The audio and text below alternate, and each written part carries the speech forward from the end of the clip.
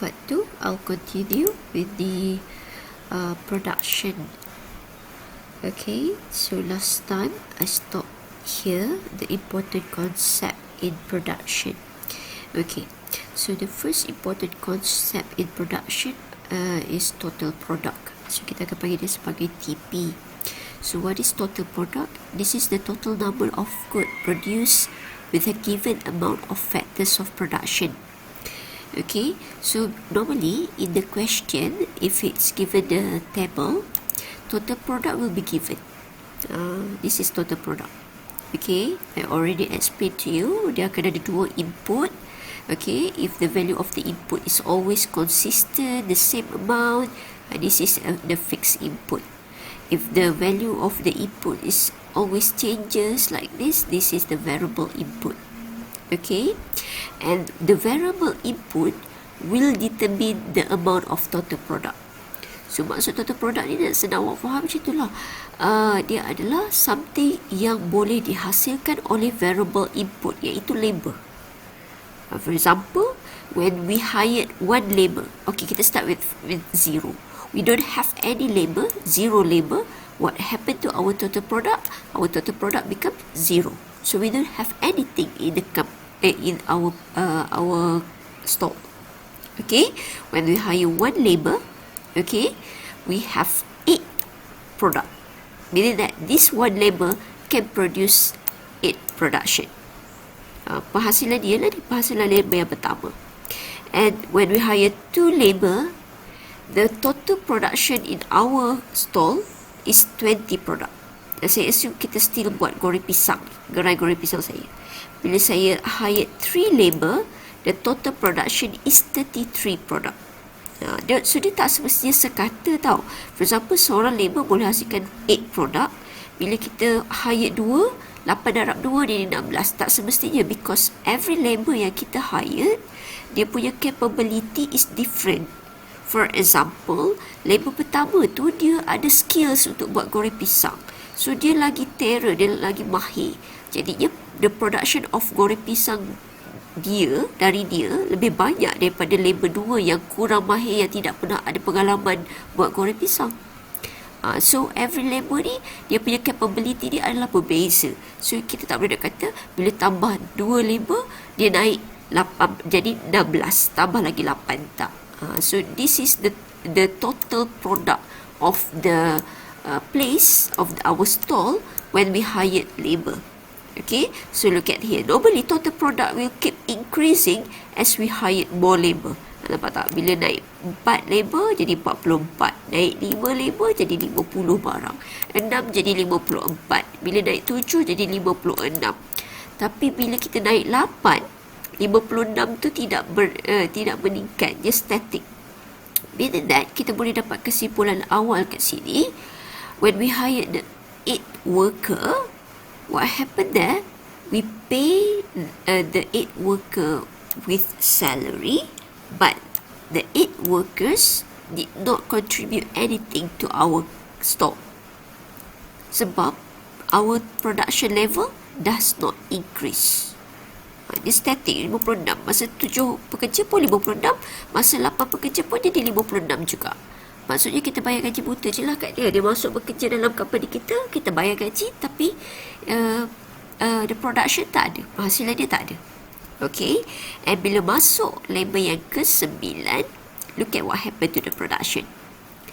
The production level, total product decrease daripada 56 turun kepada 54. So what happened here?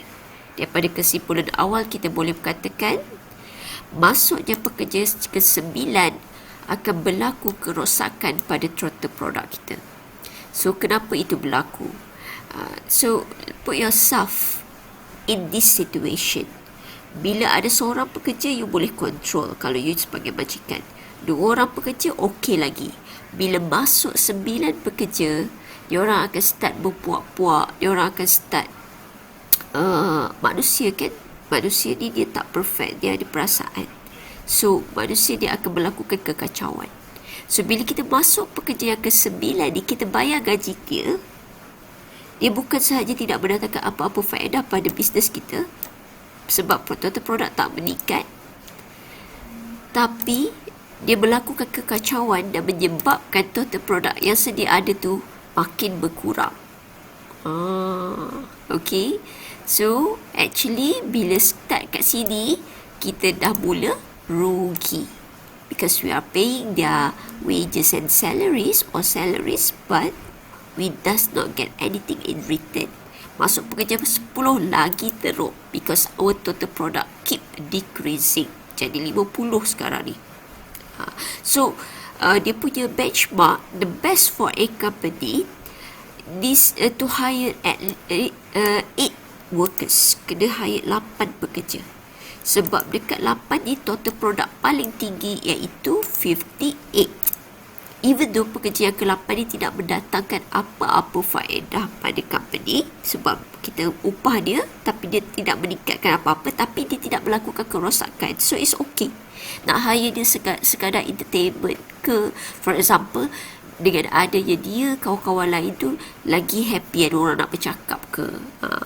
Tapi kalau you perasan, total product ni juga memberi significant something. For example, when we hire the first labor, penghasilan dia 8 barang. Bila kita hire the second labor, nampak pertambahan dia berapa? 8 naik 20 kan, 20 tolak 8 bila that. The second labor boleh hasilkan 12 barang. Lebih tinggi daripada labor yang pertama. So, bermaksud labor kedua ni lebih mahir daripada labor pertama. So, kita sepatutnya jaga labor kedua ni, dia bagus. Masuk labor ketiga, peningkatan dia jadi daripada 20 kepada 33, bila that labor ketiga dia boleh hasilkan 13 barang. So, bagus lagi labor ketiga compare to labor kedua. Sebab peningkatan tu dia makin meningkat kan. Dia naik 8, dia naik 12, dia naik 13. Bila kita hire labor keempat, peningkatan dia start berkurang. Sebab sekarang ni 44 minus 33, it's 11. Maksudnya labor keempat ni kurang sikit skill penghasilan barang berbanding labor yang ketiga dan yang kedua, sebab dia cuma boleh hasilkan 11 barang sahaja. Tapi much better compared to pekerja yang pertama, sebab pekerja yang pertama only produce 8 goods. Are you okay? Tapi indication lain dia menunjukkan bahawa as time goes by, when we have more worker, okay, it is harder for us to control them. Sebab bila seorang dia tak ada kawan, dia tak ada orang nak bercakap, so tak ada isu.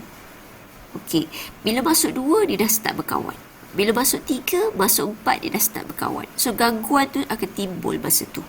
So bila timbul isu berkawan, bersahabat ni, supposedly time tu dia buat kerja, tapi dia sibuk bercerita. Sebab itulah production level makin berkurang as we hire more. Nampak tak? Bila kita upah pekerja yang kelima, nampak tak? Turun lagi. Jadi 50 tolak 44. Pekerja kelima cuma hasilkan 6 barang. Bukan pekerja kelima ni tidak mahir compare pekerja 3-2 tu. Kemungkinan besar pekerja kelima masuk dalam bisnes tersebut masa tu dia dah meriah dah. So banyak gangguan untuk dia melakukan pekerjaan. Satu lagi, kalau kita tengok bila masuk pekerja 6 pun hasilkan 4 barang sahaja. Masuk pekerja ke-7 dia menghasilkan 2 barang sahaja. Bila masuk pekerja ke-8 dia tidak menghasilkan apa-apa barang sebab dia tak ada pertambahan daripada pekerja ke-7 kepada pekerja ke-8, right? So the amount of total product being produced is the same, 56. So pekerja ke-8 ni mungkin masa tu dah maksimum dah. Company tu boleh hire pekerja sebenarnya add up until 8 workers sahaja. Sebab every company, every place to work, dia ada limit dia. For example kan, saya buat kedai menjahit baju. Okey, di tempat di dalam kedai saya tu, saya cuma ada for example 4 tempat memotong baju dan juga 3 tempat untuk menjahit. So bila dah I need 7 workers sahaja. Okay, bila that I need 7 workers saja sebab place of work tu dalam tempat saya, dalam kedai saya tu cuma ada 7 tempat tempat kerja sahaja kan. Tapi sekarang ni saya hire 8 worker. So seorang lagi tu bila dia masuk dalam bisnes saya tu, dia tak tahu nak buat apa. So apa yang dia buat, mungkin dia duduk tepi orang yang menjahit. So bila dia duduk tepi orang berjahit dengan tujuan untuk belajar menjahit, tapi at the same time dia bercakap dengan orang yang berjahit tu. So itu adalah satu gangguan. Sebab itulah total product untuk orang yang berjahit tu akan berkurang. So ialah benchmark yang menunjukkan berapa ramai supposedly untuk soalan ni lah, untuk table ni dia perlu upah up until total product dia paling maksimum. Ada dua kan, kita ambil yang mana? Kita ambil yang paling bawah, walaupun nilai dia sama. Okey, konsep yang kedua adalah average product. So average product, maksud pun average kan, average means purata. Kita nak tahu secara purata, after we have hired the labor, berapa banyak, berapakah purata dia, purata penghasilan barang kan. So it is as simple as nak cari average product, total product bagi jumlah labor. So in this case, we have our total product, we have our labor. Okay, nak cari average product, 8 bahagi 1 dapat 8, 20 bahagi 2 dapat 10, 33 bahagi 3 dapat 11, 44 bahagi 4 dapat 11. So it's a matter of bahagikan total product dengan labor, dengan variable input. So afterwards you tengok soalan tu letak apa variable input, sebab fixed input kita tak akan guna untuk calculation. So untuk average product, it's basically the total bahagi dengan labor, total product bahagi dengan labor. Macam for example, I say kan, saya nak cari purata pembelanjaan saya selama seminggu, saya berbelanja RM100. So macam mana orang nak cari purata? So RM100 seminggu ada 7 hari, right? 100 bahagi 7 hari, itulah nak cari purata. Tu maksud average. Okay, so total product per tu bahagi per unit of labor. And the last one, konsep yang you kena tahu adalah marginal product. So marginal product ini bermaksud perubahan, additional output produced resulting of employing one additional input. Dia nak tengok perubahan output yang terhasil disebabkan kita menambah satu lagi input. Maksudnya input yang bertambah adalah labor kan. So daripada 0 kepada 1. So pertambahan dia 1. So apakah perubahan total product dia? Daripada 0 kepada 8. So marginal product dia 8. So yang kedua pula, daripada 1 kepada 2, perubahan dia 2 tolak 1. So 1 pertambahan dia kan, perubahan dia 1 lah. So berapa perubahan dia? 20 tolak dengan 8, 12. Sebab formula dia adalah the same like this. Total product bahagi labor, cuma je kita letak changes. Perubahan total product bahagi perubahan labor. So macam mana nak cari perubahan? It's basically bawah tolak atas, bawah tolak atas. Ingatlah kita chapter 1 yang kita kira opportunity cost tu. So nak cari perubahan is basically nilai bawah tolak atas. So kat sini perubahan labor 1 tolak 0, 1. Perubahan total product 8 tolak 0. So 8. So nak cari marginal product adalah changes in total product 8 bahagi 1 sama juga 8. For this one, 20 tolak 8 which is 12. 12 bahagi 2 tolak 1. 2 minus 1, 1 equals to 12. So yang ketiga adalah 33 minus 20 which is 13. Lepas tu 3 minus 2 which is 1 bahagi 1 equals to 13. Dan seterusnya 11 bahagi 1. Sebab apa? Untuk perubahan labor tu sentiasa 1. 2 tolak 1, 1. 3 tolak 2, 1. 4 tolak 3, 1. 5 tolak 4, 1. So everything must bahagi dengan 1. So yang bawah ni tolak atas, bawah tolak atas. So you got this. So apa signifikan untuk marginal product? Marginal product ni menunjukkan bahawa, I'll do this for the rest, 6 bahagi 1 equals to, this one is 4 divided by 1 equals to 2 divided by 1 equals to 0 divided by 1 equals to negative 2 divided by 1 equals to negative 4 divided by 1 equals to. Okay, so what does it mean for marginal product? Marginal product ni very important. Why? Because this shows the capability of each of our labor. Maksudnya, dia menunjukkan keupayaan setiap labor kita. So, labor pertama, the first labor, penghasilan dia adalah 8 barang. Labor yang kedua, penghasilan dia adalah 12 barang. Labor ketiga, penghasilan dia adalah 13 barang. Labor keempat, penghasilan dia adalah 11 barang. Labor kelima adalah 6 barang. So, dengan maklumat marginal product here, kita sebagai majikan, kita dapat tahu mana satu pekerja kita yang paling efisien.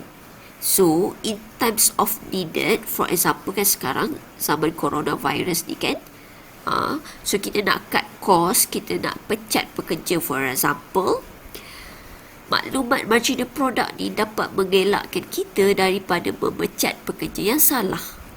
For example, you are not supposed to lay off the worker yang ketiga, keempat, dua, ketiga, keempat, sebab penghasilan dia orang paling tinggi sekali. Especially pekerja yang ketiga. Dia boleh hasilkan 13 barang. So, jangan pecat dia dulu. So, pekerja mana yang you kena pecat dulu? Kalau you ada 10 pekerja, you pergi kepada yang tidak mendatangkan faedah dahulu, which is pekerja yang ke-10. Kalau perlu pecat lagi, pekerja yang ke-9. Tapi sebenarnya, you are supposed to hire worker up until 8 labor only. Jangan go beyond that. Sebab bila you go beyond that, your marginal product dah start decreasing, you dah rugi, loss. Kita tak suka bila kita rugi. Okay. So, after we have done that, kita akan draw diagram yang mewakili dia.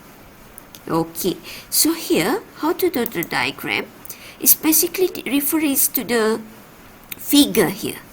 Okay, so apa yang you kena buat, paksi Y satu, you akan label sebagai apa yang you nak draw, sebab you kira 3 benda kan, total product, average product, marginal product. Jadinya paksi Y you akan tulis TP, MP, AP. Tak perlu tulis nama full dia, cukuplah short form dia, total product, marginal product, average product, TP, MP, AP. And then untuk paksi X, you write down as labor. Because production, siapa yang menghasilkan barang? It is labor. Production is about the labor. How the labor perform. Okay, so first of all, kita kena draw TP dahulu. Okay, so you tengok shape TP. You tengok figure TP. So start from 0, origin. 0, here lah origin. Okay, the value of TP keep increasing.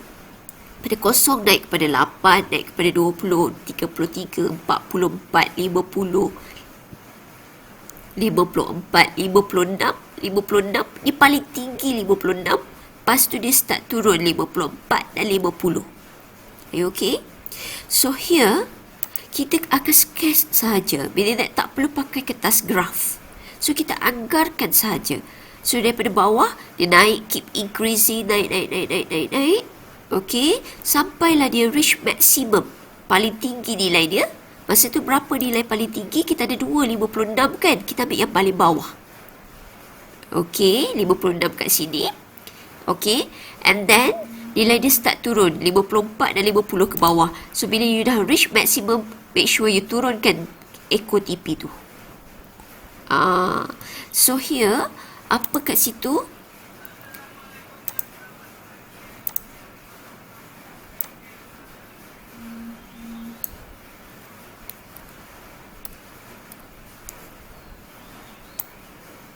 Okey.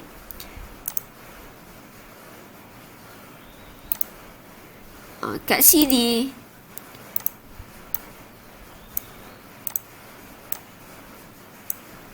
Nilai dia 56. 56.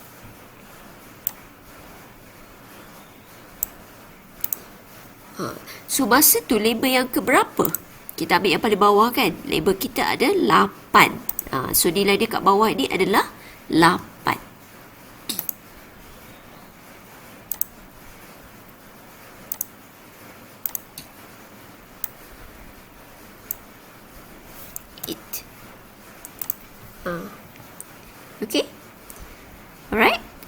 Okay, as simple as that. And then dekat maksimum tu, you kena buat garis putus-putus. Okay, ke bawah. And then tulis kat situ stage 3 kat belah kanan. Okay. Second one, you need to draw MP. MP dulu. Tak boleh buat AP dulu, kena buat MP dahulu. Okay, look at the value.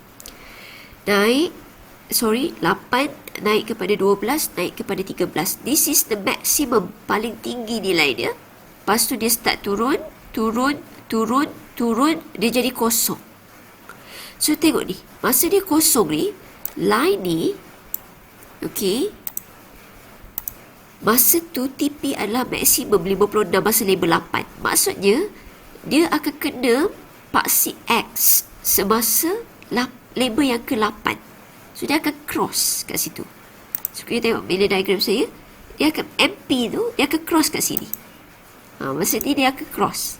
And then lepas tu, nilai MP akan jadi negatif. Negatif 2, negatif 4. Maksudnya nilai negatif dia, echo dia akan duduk bawah lah sebab kat sini kosong. Here is 0.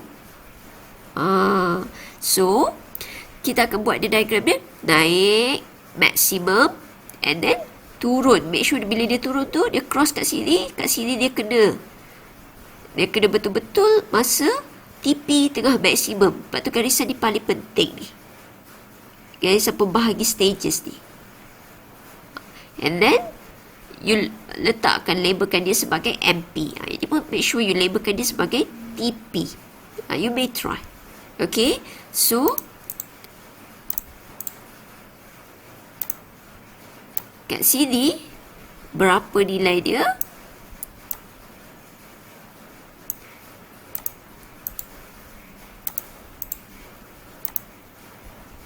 Nilai dia adalah 13. And masa 13 tu, berapa nilai label dia? 3. So, kita boleh letak kat situ.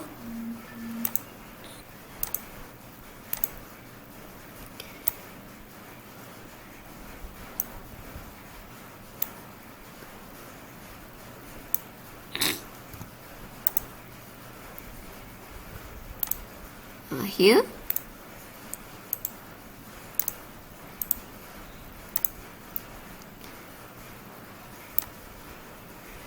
Kat sini label kita 3. So 3 sebelum 8 lah kan. Okay.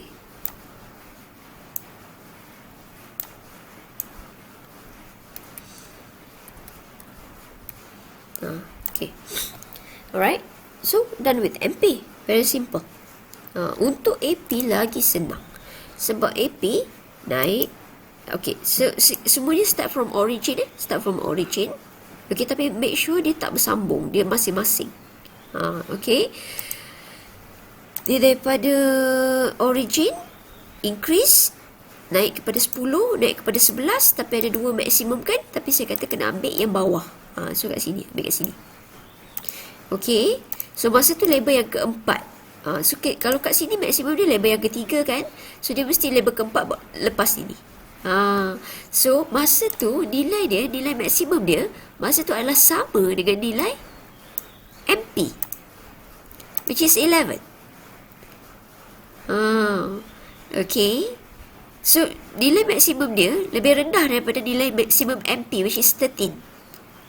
So what should you do is, you dah ada gambar rancang MP kan, you letak je kat sini, slash kat sini 1 untuk tandakan dia. Ini adalah maksimum dia. So, berapa nilai maksimum dia? 11.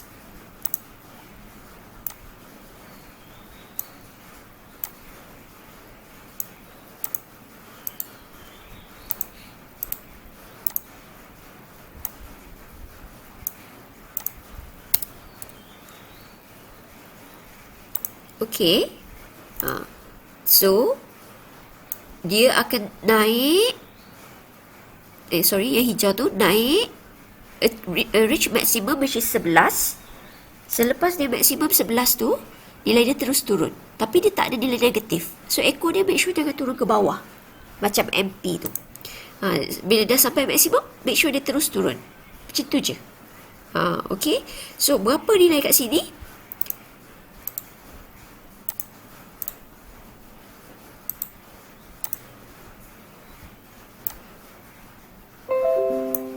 Empat, right? It's 4.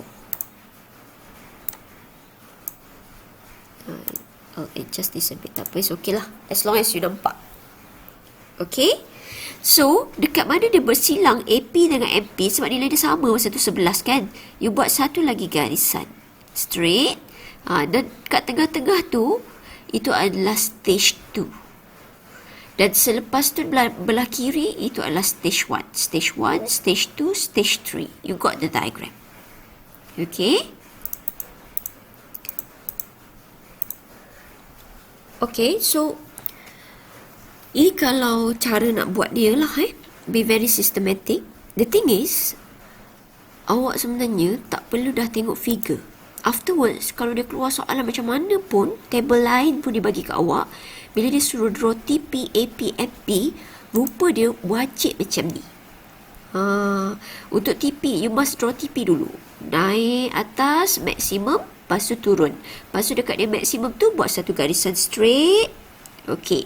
Lepas tu letak kat belakang tu, itu adalah stage 3. Lepas tu you start dengan MP pula. Untuk MP, syaratnya, dia mesti maksimum dulu kat belah dalam. Lepas tu dia mesti cross masa garisan dekat TP maksimum tu. And then echo dia mesti turun ke bawah sebab dia ada nilai negatif. Dia mesti cross kat sini. So dia maksimum kat dalam ni. And then untuk AP pula, dia maksimum dia lagi rendah daripada maksimum MP. Jadinya you tanda sikit kat sini. And then you ambil daripada origin, maksimum kan. Lepas dia dah sampai maksimum, turunkan dia terus. Echo dia tak akan turun ke bawah sebab dia tak ada nilai negatif. So dekat mana dia bersilang, buat satu lagi garisan lurus, you akan dapat stage 2. And belah tepi, belah kanan, dan belah kiri, you akan dapat stage 1. So figure-figure ni semua tak perlu letak sebenarnya sebab dia sketch sahaja. Make sure you label sahaja. MP, TP, AP, stage 1, stage 2, stage 3, label part Y and X. So this is the diagram. Whatever question they ask you, this is the diagram yang akan keluar. Okay. So stages, what does it mean? Stage 1. Dia stage yang pertama yang belah sini. Sampai dekat AP dengan MP intersect ni. Daripada origin 0 sampai MP dengan AP intersect. So dia kata, begins from point 0 to the intersection of MP dan AP curve. At this stage, there is a sharp increase of total product. So you can see here, masa tu total product keep increasing in a large amount. So kita boleh tengok dari segi figure pun. In terms of total product kan, naik daripada 8, naik kepada 20, 33, 44. Peningkatan dengan sangat banyak here. Okay. So dia kata kat situ, as we increase the unit of labor employed, if we hire more labor, the production level, total product will increase. Each additional increase in labor unit will result in greater increase in total product. A rational producer will continue to produce goods at this stage as TP increase by increasing more labor. So range untuk stage 1 adalah, kalau dalam soalan ni lah, from labor 0 until labor 4. So kita sebagai good producer, kita jangan stop hiring labor. You kena hire more labor sebab this is where you are being producing at a higher stage. Okay, going for second stage. Untuk second stage, stage 2 begins at the intersection of MP dan AP curve until MP curve touches the axis. Sehingga MP kena dengan paksi X kat sini. Dia bermula daripada sini sehingga habis kat sini. Sebab tu macam ni. So actually the space for stage 2 ni depends on your drawing. Kalau your drawing is different, stage 2 ni besar lagi space dia. Okay. Alright. So apa yang berlaku dalam stage 2 ni, dia kata AP curve is always higher than MP curve. Nampak dalam stage 2 ni, AP garisan hijau duduk atas, MP duduk bawah. So dia boleh dibuktikan dalam bentuk figure juga. Masa stage 2 lepas label 4 kan, look at here, nilai AP 10, nilai MP 6, nilai AP 9, nilai MP 4. 82. Meaning that the value of AP is higher than MP. Sebab itulah AP curve is higher than MP curve. Sebab tu hijau duduk atas daripada ungu. Okay. Lepas tu dia bagi tahu kat situ. TP akan reach maximum dalam stage 2. Masa habis stage 2, masa MP equals to 0, masa tu TP adalah maximum. 56 masa tu. Masa labor yang ke-8. Okay. Lepas tu dia kata, stage 2 is the most efficient stage. Kalau soalan saya, which is the most efficient stage, tak kisahlah kalau dia bagi table lain pun, nilai figure lain pun, jawapannya confirm stage 2. Kenapa stage 2? Because the combination of variable and fixed input, variable input which is our labor kan, fixed input dalam case ni which is our length, are used efficiently. Masa stage 2 ni lah combination input yang terbaik. So it says that a rational producer will want to produce at this stage as TP already achieved its maximum point. So the best for the producer is to produce at stage 2. Maksudnya dia kena upah labor up until the end of stage 2 lah. 8 labor. Masa TP maximum. Okay, going for stage 3. Dia kata begins when MP equals to 0. Bila MP equals to 0, lepas tu dia kata and continue to decline thereafter. Bila MP start to turun, dah tak ada boundaries untuk stage 3. Itu adalah stage 3. A rational producer should not produce at this stage of production because increase in labor leads to a decline in total product. Dalam case ni, sebagai rational producer, kita tak boleh dah produce dalam stage 3. Because if you hire more labor, more than 8 labor, hire labor yang ke-9, 10, 11 dan seterusnya, see here from the table you can see, bila you upah 9 labor, your total product start to decline. Upah 10 labor, your total product decline in a larger amount. Meaning that it's not good for your company. Now you have loss, rugi. So kita tak akan produce dalam stage 3. Okay. And dia ada satu law yang govern dia. Law of diminishing marginal return. So make sure you hafal nama dia. So kalau you dalam exam you tulis law of diminishing return, tertinggal marginal, you tak akan dapat full mark. Ataupun you tulis law of diminishing marginal, tertinggal return, you tak akan dapat full mark. You must write down the full name of the law. So law ni berlaku masa short run production sahaja. Yang kita bercakap ni sekarang ni pasal short run production. Because kita ada satu fixed input, satu variable input kan. Kalau long run production, dua-dua adalah variable. So calculation cuma berlaku masa short run production. Kita tak akan belajar calculation masa long run production. Okay. Untuk long run production kita cuma belajar pasal dia punya equation sahaja. Hopefully you ingat lagi. Kejap saya tunjuk the equation for the long run production. Where is this is. So untuk long run kita cuma belajar equation ni sahaja. That's it. Kita tak ada calculation ke apa. Cukuplah you know in the long run both input, the capital and labor are variable. Oh, I forgot to explain it to you. Kenapa capital kita pakai K instead of C? Kan? Kenapa tak jadi C kan? In economic, C stand for cost. So dia tak boleh pakai dua objek mewakili satu benda. So bila C is for cost, untuk capital kita akan guna K. Okay. And let's proceed a bit more there. Untuk the law of diminishing marginal return, it states that as labor, the variable input is added to the land or whichever fixed input yang dipakai lah, sama ada capital ke, entrepreneur ke, eventually MP will fall. So this law is talking about marginal product, the productivity of the labor here, penghasilan setiap labor. So dia beritahu bila kita hire more labor, seorang naik kepada 2 orang, kepada 3 orang, kepada 4 orang, productivity labor akan mula berkurang. Like I told you before. Bila kita ada lagi ramai pekerja, lagi susah kita nak kontrol dia orang sebab dia orang akan mula ada masalah.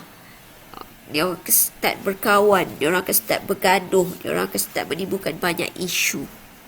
So dia orang productivity dia orang akan berkurang. So dia bagi tahu definition dia as more variable input, which is labor lah. Labor is used with other technology and input remain fixed, the marginal product of variable input will eventually decline. Marginal product maksudnya penghasilan untuk labor tersebut akan berkurang. Itu law tu kata. Law of diminishing marginal return start when MP is at its maximum point until MP equals to 0. Ini tak apa. Sebab soalan biasa dia akan tanya, bila law tu start? Senang je you nak tahu bila law tu start. You kena rujuk dekat kotak MP. Tengok bila MP start turun. So 8 naik lagi kepada 12, naik lagi kepada 13. Lepas tu dia start turun pada 11 kan. 13 turun 11. Law tu start di sini. Masa tu dia akan tanya berapa labor? 4 labor. So bila dah in this company, bila kita hire pekerja yang keempat, mulalah start turun productivity labor kita. Bila dia orang dah start berpuak-puak, dah start berkawan, dah start bergaduh dah. Dia orang tak concentrate dah dalam buat pekerjaan. Okay. So in terms of exercise, nanti saya akan buat another video to explain about the question.